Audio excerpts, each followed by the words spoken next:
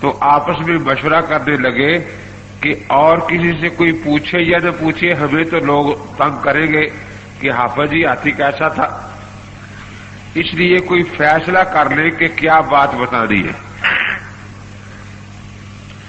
ایک نے کہا کہ میں نے اچھی طرح ہاتھ پھیر کر ہاتھی دیکھا ہے، وہ ہماری مسجد کے ستون کی طرح تھا، وہ بیچارہ اس کے ٹانگوں پر ہاتھ پھیرتا رہا۔ دوسرا کہنے لگا بالکل غلط ہے، جھوٹ ہے یہ۔ امام بچے صاحب کھڑے تھے، میں نے انہیں کہا کہ ہاتھی دیکھنا ہے، انہوں نے میرا ہاتھ پکڑ رکھا ایک جگہ، میں نے اچھی طرح پھیرا، وہ ہاتھی تو ایک چکنا سا ڈنڈا تھا، وہ کہیں اس کے دانت پر ہاتھ پھیرتا رہا۔ تیسرا کہنے لگا بالکل غلط ہے، میں نے اچھی طرح ہاتھی کے پر ہاتھ پھیرا ہے، وہ تو ایک سانپ کی طرح پھنکارے مار رہا تھا اور نیچے اوپر ہو رہا تھا، وہ کہیں سونڈ پر ہاتھ پھیرتا رہا۔ چوتھا کہنے لگا کہ نہیں، وہ تو پنکھے کی طرح یوں یوں ہل رہا تھا، اس نے کہیں کانوں کو ہاتھ لگا لیا۔ پانچواں کہنے لگا پتہ نہیں کہاں ہاتھ پھیرتے رہے، کوئی پنکھے پر پھیرتا رہا ہے، کوئی سانپ پر۔ ہاتھی تو بہت بڑا ڈھول تھا ایک، وہ اس کے پیٹ پر ہاتھ پھیرتا رہا۔ اور چھٹا کہنے لگا کہ وہ ایک رسے کی طرح تھا، موٹا سا، اس نے کہیں دم پکڑ کر دیکھ لی اس کی۔ اب دیکھیے جن کی آنکھیں روشن تھی ان میں کوئی اختلاف نہیں، یہاں اختلاف کیوں ہو گیا ان میں کہ اگرچہ ہاتھی تو سورج کی روشنی میں کھڑا تھا لیکن ان کی آنکھوں میں روشنی نہیں تھی۔ اب اس کے برعکس سوچے کہ آپ رات کو یہاں سے اٹھے، نکلے، باہر بازار میں کوئی چیز نظر آ رہی ہے، اب وہ روشنی میں نہیں، آپ سوچ رہے ہیں، اختلاف کر رہے ہیں، کوئی کہتا ہے شاید لکڑی رکھی ہوئی ہے، کوئی کہتا ہے نہیں معلوم ہوتا ہے کتا کھڑا ہے، کوئی کہتا ہے معلوم ہوتا ہے کوئی آدمی بیٹھا پیشاب کر رہا ہے۔ اب یہ اختلاف ہو رہا ہے، لیکن اگر اسی وقت ٹارچ جلا کر اس چیز پر بھی روشنی ڈال دی جائے اور دو روشنیاں اکٹھی ہو جائے تو اختلاف ختم ہو جائے گا۔ اب سارے کہیں گے کہ بھئی یہ تو آدمی بیٹھا ہے، کتا تو نہیں ہے، لکڑی تو نہیں ہے، اس پر روشنی پڑ جائے گی تو اختلاف ختم ہو جائے گا نا۔ تو جس طرح دنیا کے لیے دو روشنیوں کی ضرورت ہے، دین کے لیے بھی دو روشنیوں کی ضرورت ہے۔ دنیا کی دو روشنیوں میں بھی ایک روشنی اللہ تعالیٰ نے ہمارے جسم میں رکھی ہے، آنکھوں میں، اور ایک روشنی باہر ہوتی ہے۔ دین کے بارے میں بالکل یہی طریقہ ہے، ایک چراغ تو اللہ تبارک و تعالیٰ نے عقل کا ہمارے دماغ میں روشن کر رکھا ہے، جس سے ہمیں اچھے برے کی تمیز ہوتی ہے۔ عقل کا چراغ اللہ تعالیٰ نے اس میں روشن کر رکھا ہے۔ اور مولانا روم رحمۃ اللہ علیہ فرماتے ہیں کہ عقل کا چراغ روشنی دیتا ہے لیکن دو وقتوں میں اس کی روشنی کام نہیں دیتی۔ ایک جب بہت غصہ ہو تو پھر عقل کام نہیں کرتی۔ غصہ ایک دھواں ہے جو دل سے اٹھ کر اوپر چڑھ جاتا ہے دماغ کو۔ اب کسی کمرے میں آپ چراغ جلا کے رکھ دیں لیکن وہ سارا کمرہ دھوئیں سے بھر جائے تو اس چراغ کی روشنی فائدہ نہیں دے گی۔ اور دوسرا اس وقت جب کوئی اپنی خواہش اور شہوت کا غلبہ ہو، اس کا غبار بھی جب دماغ میں چڑھ جاتا ہے تو پھر عقل کام نہیں کرتی۔ اس لیے آخری بادشاہ بہادر شاہ ظفر کا مشہور شعر ہے نا، ظفر آدمی اس کو نہ جانیے گا، ظفر آدمی اس کو نہ جانیے گا، خواہ کیسا ہے صاحب فہم و ذکا، جسے عیش میں یاد خدا نہ رہی، جسے تیش میں خوف خدا نہ رہا۔ دو ہی وقت انسان کی پہچان کے ہیں، ایک انتہائی خوشی بھی ہو اور ایک انتہائی غصے بھی ہو۔ حضرت عیسیٰ علیہ السلام جا رہے تھے تو سامنے شیطان نظر آیا، پوچھا کہ آدمی کس وقت تیرے کنٹرول میں ہوتا ہے؟ فرمایا جب اس پر غصے کا غلبہ ہو یا شہوت کا غلبہ ہو۔ پھر وہ میرے سامنے ایسا ہوتا ہے جیسے بچوں کے سامنے گیند ہوتی ہے، ادھر سے ادھر پھینکی، ادھر سے ادھر لڑکائی۔ تو ایک طرح روشنی تو اللہ تعالی نے ہمارے جسم میں رکھی ہے، اور یہی بنیاد ہے، دین کا مدار یہ ہے، کیونکہ عقل مندوں کے لیے اللہ نے دین بھیجا ہے، جانوروں کے لیے کوئی دین نہیں جن کو عقل نہیں دی۔ بچہ جب تک اس کی عقل پوری نہیں ہے اس پر کوئی احکام شرعی نہیں ہے۔ بڑا آدمی اگر دیوانہ ہو جاتا ہے، اس کی عقل ٹھکانے نہیں رہتی، تو اس پر بھی کوئی احکام شرعیہ نہیں رہتے۔ تو دین ہے عقل مندوں کے لیے آیا ہے، عقل والوں کے لیے آیا ہے، لیکن یہ عقل اس کے لیے کافی نہیں۔ جس طرح آنکھ کی روشنی ہمارے لیے کافی نہیں، باہر ایک روشنی کی ضرورت ہے، اسی طرح ایک باہر بھی روشنی کی ضرورت ہے۔ دین میں جو باہر والی روشنی ہے اس کا نام وحی الہی ہوتا ہے۔ کبھی تورات کا گیس آ گیا، کبھی زبور کی لالٹین آ گئی، کبھی انجیل کی ٹارچ آ گئی۔ اس طرح چھوٹے بڑے صحیفے آتے رہے جو عقل کی رہنمائی کرتے رہے، اور ان دونوں روشنیوں سے لوگ دین کے راستے پر چلتے رہے۔ لیکن اس کے بعد قرآن پاک کا آفتاب طلوع ہو گیا۔ اب قرآن پاک کا آفتاب طلوع ہو جانے کے بعد ہمیں کسی لالٹین کی ضرورت باقی نہیں رہی۔ دیکھیے نا، آپ اب اس وقت آئے ہیں تو کسی کے ہاتھ میں ٹارچ نہیں جل رہی تھی، کسی کے ہاتھ میں گیس نہیں تھا، کسی کے ہاتھ میں لالٹین جل نہیں رہی، کیونکہ سورج نکل آنے کے بعد ان روشنیوں کی ضرورت باقی نہیں رہتی۔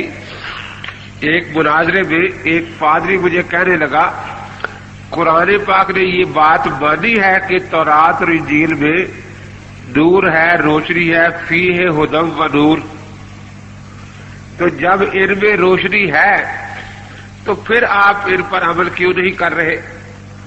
میں نے کہا ان روشنیوں کی ہمیں اسی وقت تک ضرورت تھی جب تک قرآن پاک کا سورج طلوع نہیں ہوا تھا۔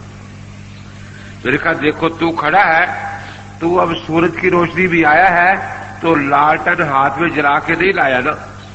اگر تو لالٹن جلا کے لاتا تو لوگ سمجھے کہ پرلے درجے کا بیوقوف ہے کہ سورج کی روشنی میں لالٹن جلا کے لے جا رہا ہے۔ اسی طرح کی حماقت اور بیوقوفی یہ ہے کہ قرآن پاک کا آفتاب طلوع ہو چکا ہو، پھر کوئی انجیل کی لالٹین تلاش کرے یا زبور کی ٹارچ تلاش کرے یا کوئی اس کا تورات کا گیس تلاش کرے۔ رات، وہ شاعر کہتا ہے، رات محفل میں ہر ایک ماہ پارا گرب لاب تھا، صبح کو خورشید جو نکلا تو مطلع صاف تھا۔ یعنی یہاں کوئی بلب جل رہا ہے، وہاں لالٹین جل رہی ہے، ہر مجلس میں روشنی کے لیے کوئی نہ کوئی سامان تھا، لیکن جب سورج نکل آیا اب ان چیزوں کی ضرورت باقی نہیں رہی۔ تو اس لیے وہ جزوی روشنیاں تھی، تورات، زبور، انجیل۔ کتاب و سنت کی روشنی جو ہے یہ دائمی روشنی ہے اور ہمیشہ ہمیشہ کے لیے۔ اب وہ چیزیں منسوخ ہو چکی، اب صرف قرآن پاک کا حکم چلے گا، اور قرآن پاک کی وہی تشریح ہوگی جو اللہ تبارک و تعالی نے خود اپنے نبی پاک پر نازل فرمائی، جس کو قرآن کا بیان کہا جاتا ہے اور اصطلاحی الفاظ میں اس کو سنت کہا جاتا ہے۔ تو قرآن پاک اللہ تبارک و تعالیٰ کی آخری کتاب ہے اور یہ اللہ تعالیٰ کی صفت کلام ہے۔ اسی لیے آپ قیام میں قرآن پاک پڑھتے ہیں، رکوع میں قرآن نہیں پڑھتے۔ کیوں؟ قیام قیوم اللہ کی صفت ہے، لیکن اللہ تعالیٰ کسی کے آگے جھکتے نہیں۔ تو رکوع میں قرآن پاک پڑھنا اللہ تعالیٰ کی پاک صفت کی توہین ہے۔ اس لیے منع کیا گیا کہ سجدے میں قرآن پاک کی تلاوت نہ کرو، کیونکہ کلام اللہ کی صفت ہے اور اللہ تبارک و تعالیٰ معاذ اللہ کسی کے آگے سجدہ نہیں کرتے۔ تو قرآن پاک قیام میں پڑھا جا سکتا ہے، رکوع میں پڑھنا قرآن پاک یہ قرآن پاک کی توہین ہے۔ سجدے میں قرآن پاک پڑھنا اللہ تعالیٰ کی صفت کو جھکانا ہے، اس لیے یہ قرآن پاک کی توحید ہے۔ تو یہ مجھے ذرا سمجھائیں کہ اللہ تعالیٰ رکوع نہیں کرتے نا، یہ خدا کی توحید ہے، اس لیے رکوع میں قرآن پڑھنا بھی جائز ہے۔ اللہ تعالیٰ سجدہ نہیں کرتے نا، یہ اللہ تعالیٰ کی توحید ہے۔ تو اللہ تعالیٰ مقتدی بنتے کسی کے؟ تو جس طرح رکوع میں قرآن پڑھنا قرآن کی توحید ہے، سجدے میں قرآن پڑھنا قرآن کی توحید ہے، مقتدی بن کر پیچھے قرآن پڑھنا اللہ تعالیٰ کی صفت کی توحید ہے۔ اس لیے امام صاحب رحمۃ اللہ تعالی علیہ اس سے منع کرتے ہیں کہ امام کے پیچھے قرآن نہیں پڑھنا، نہ فاتحہ پڑھنی ہے، نہ کوئی اور صورت پڑھنی ہے، کیونکہ اللہ تعالیٰ نہ راکع ہے، نہ ساجد ہے، نہ مقتدی ہے۔ احادیث آپ پڑھ رہے ہیں، آپ کو پتا ہے کہ ایک آدمی صحابی حضرت معاویہ بن حکم سلمی رضی اللہ تعالیٰ عنہ نے نماز میں بات کی۔ اب نماز میں بات کرنا جائز نہیں ہے، ان سے یہ غلطی ہوئی چھینک کے جواب میں انہوں نے جواب دے دیا۔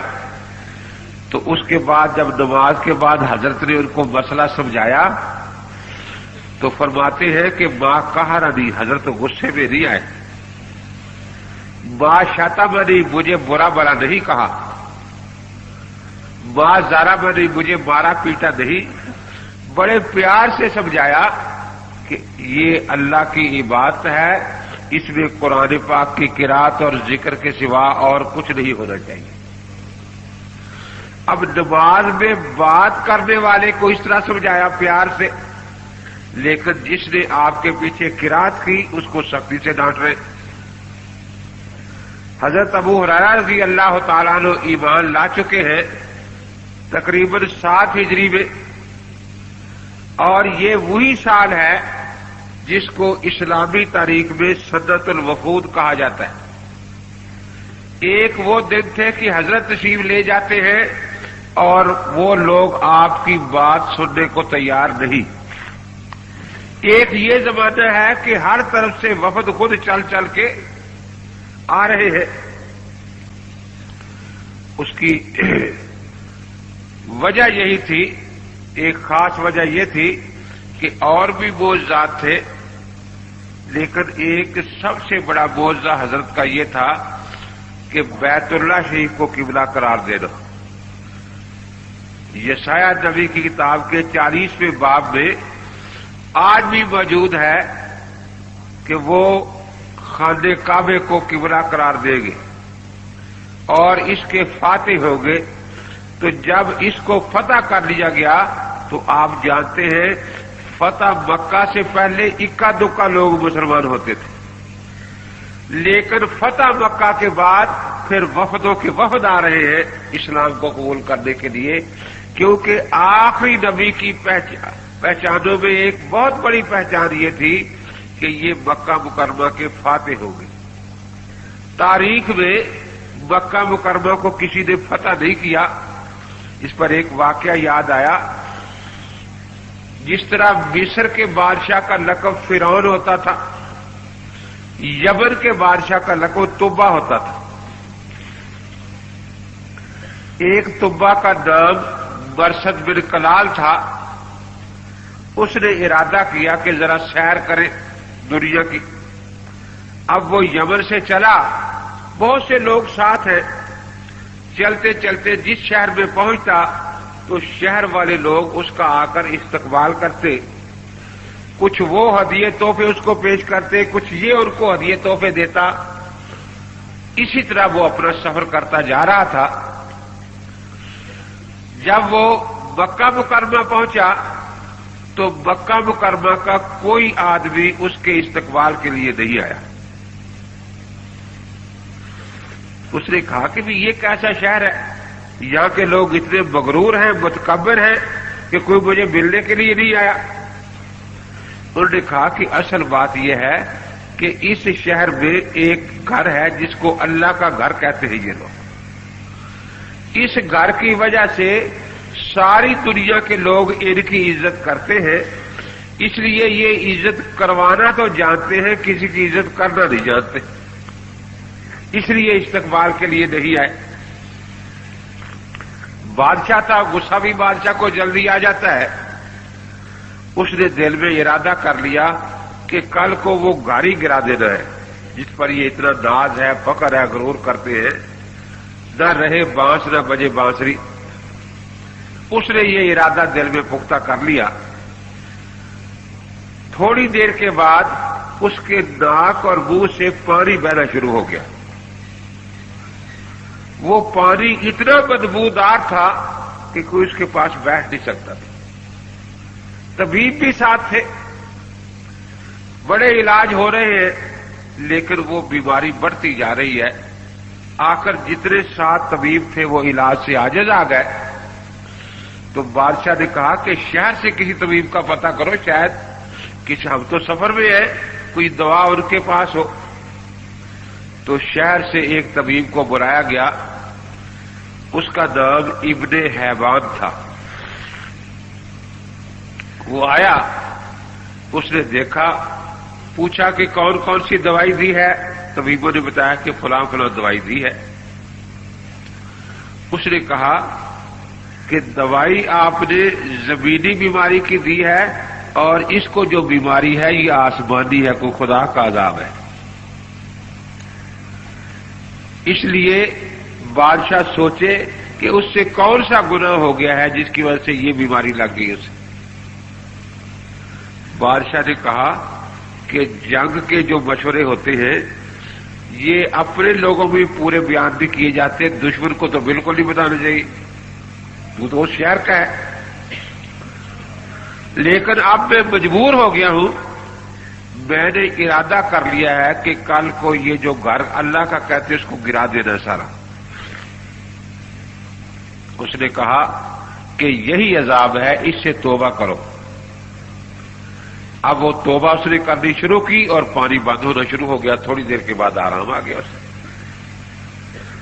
اب یہی وہ مرثد بن کلال ہے جس نے سب سے پہلے خانہ کعبہ پر غلاف چڑھایا تھا۔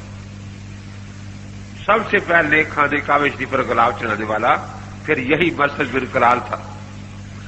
یہاں سے آگے نکلا، مدینہ منورہ پہنچا۔ جب وہاں گیا تو وہاں عجیب واقعہ پیش آیا۔ کسی وجہ سے کوئی جانور ان کے مدینے والوں کے چر رہے تھے، ان کے جانوروں سے ان کا جھگڑا ہو گیا، لڑائی ہو گئی، تو کچھ جانور قتل کر دیا انہوں نے ان کا۔ یہ بادشاہ سے آ کر لڑائی شروع ہو گئی۔ اس نے باہر سے سب کچھ مدینہ منورہ میں جانا بند کر دیا کہ باہر سے کوئی راشن، کوئی چیز مدینہ منورہ میں نہ جائے۔